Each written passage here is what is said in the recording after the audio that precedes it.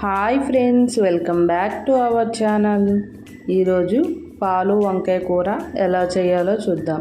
ముందుగా లేత వంకాయల్ని శుభ్రంగా కడుక్కొని చూపిస్తున్నట్టుగా నిలువుగా కట్ చేసుకొని ఉప్పు నీళ్ళల్లో వేసి పక్కన పెట్టుకుందాం.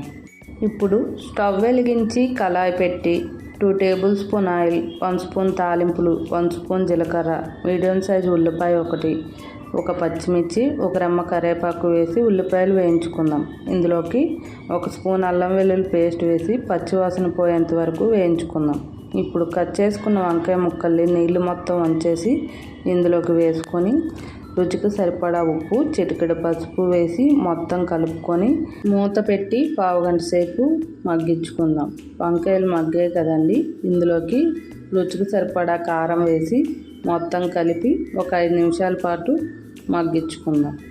నూనె తెలి వంకాయలు బాగా మగ్గాయి కదండి, ఇందులోకి 1 గ్లాస్ పాలు వేసి కలుపుకొని సిమ్లో మూత పెట్టి ఒక 5-10 నిమిషాలు మగ్గించుకుంటే మన పాలు వంకాయ కూర రెడీ.